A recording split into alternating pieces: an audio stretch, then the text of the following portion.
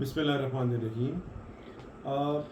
آج میں کچھ سیاسی موضوعات پر آپ سے بات کرنا چاہتا ہوں، اور میں یہ سمجھتا ہوں کہ بڑی اہم ہم سب کی ذمہ داری ہے جو سیاست سے وابستہ ہے کہ ہم اپنے جو نوجوان نسل ہے، جو ووٹر بنے ہیں ہمارے، اور اس وقت جو بہت بڑا ایک یوتھ کا جو بلج ہے ہماری پاپولیشن کے اندر، اس کو ایڈریس کریں اور اس کو بتائیں اور ان کو گائیڈ بھی کرتے رہیں ساتھ ساتھ، کیونکہ یہ ہم سب کی ذمہ داری ہے۔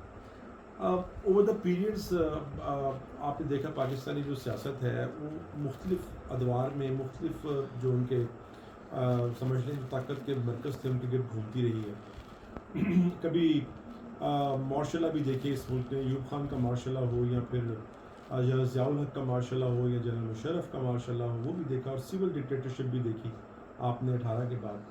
اور آپ نے ایسے بہت ساری چیزیں دیکھیں جن کے اندر جو تھے انسانی بنیادی حقوق جو تھے وہ سلب بھی کیے گئے، اور جو آزادی اظہار رائے ہے اس کے اوپر قدغن لگائی گئی، کبھی اخبارات بند ہوتے رہے، سینسرشپ دیکھی آپ نے، کبھی میڈیا پہ اینکرز جو تھے وہ بین ہوتے رہے ہیں، اور اس طرح سے صحافیوں پہ حملے ہوتے رہے۔ یہ سب کچھ ہم دیکھتے دیکھتے 76 سال آج پاکستان کی عمر ہو گئی ہے۔ میں یہ سمجھتا ہوں کہ اب وقت آ گیا کہ ہم جو پیور ریئلائزیشن ہے، جو فیکٹس ہیں، ان کو ڈسٹارٹ کیے بغیر ہسٹری کا جو ہے وہ ہسٹری کو دیکھیں اور آگے بڑھیں کی کوشش کریں۔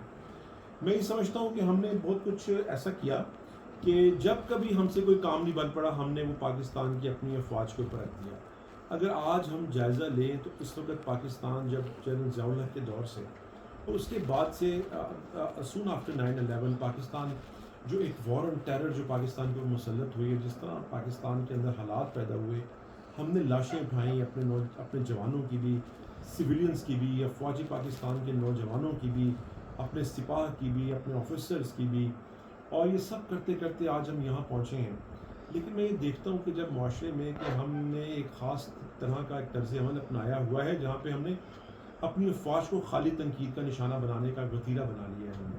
میں سمجھتا ہوں کہ کسی بھی ملک کے لیے یہ کسی بھی صورت میں اچھی بات نہیں ہے۔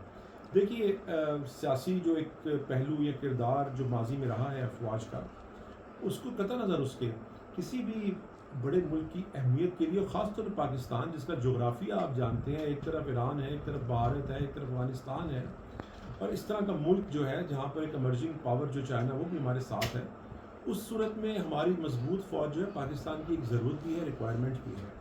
اور جب آپ یہ دیکھیں کہ ہمارے اوپر ہمارا ایک کنوینشنل جو ہمارا اینیمی ہے، جو کوئی بھی ایک لمحہ نہیں جانے دیتا پاکستان کے خلاف کوئی نہ کوئی عمل کرنے کا، وہاں پر اپنی فوج کو خود ہی کمزور کر رہے ہیں۔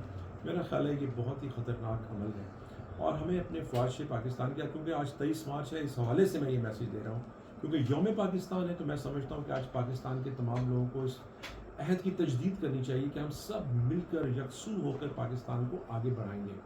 ہمارے سیاسی اختلافات ہوں یا کوئی بھی فروئی یا کوئی بھی گروہی یا کسی قسم کے ہمارے اختلافات ہوں، پاکستان کمز فرسٹ، اور ہم سب سے پہلے مسلمان اور پھر پاکستانی ہیں۔ یہ ہماری جو سیاسی ایفیلیشنز ہیں سب کی، میری یا آپ کی، وہ اس کے بعد آتی ہیں۔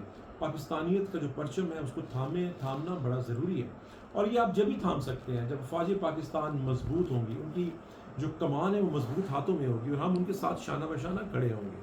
اور میں یہ سمجھتا ہوں کہ یہ بڑا آسان ہے۔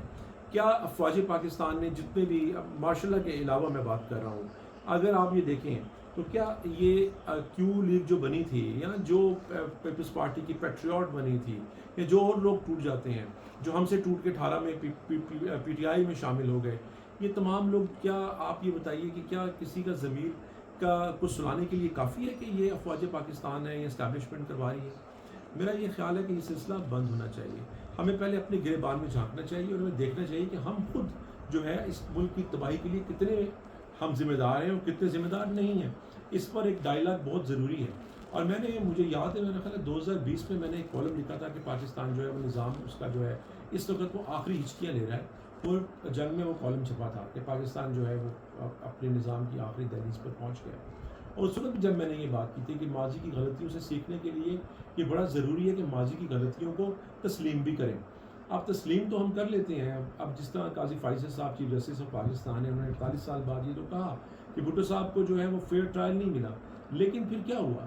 اگر جسٹس شوکت صدیقی بحال تو ہو گئے، لیکن اب کیونکہ ان کی عمر زیادہ ہوگی تو ان کا کیا قصور ہے اس کے اندر؟ لیکن یہ تمام چیزیں وہ ہیں جہاں پہ جن کو مان کے اور آگے نہ کرنے کا عہد بھی کرنا ہے ہم نے. تو میرا یہ خیال ہے کہ تمام ذمہ داری یہ فوج پاکستان پر اسٹیبلشمنٹ کا ایک نام لے کر ہم کہتے ہیں تو ہمیں نہیں ڈالنی چاہیے.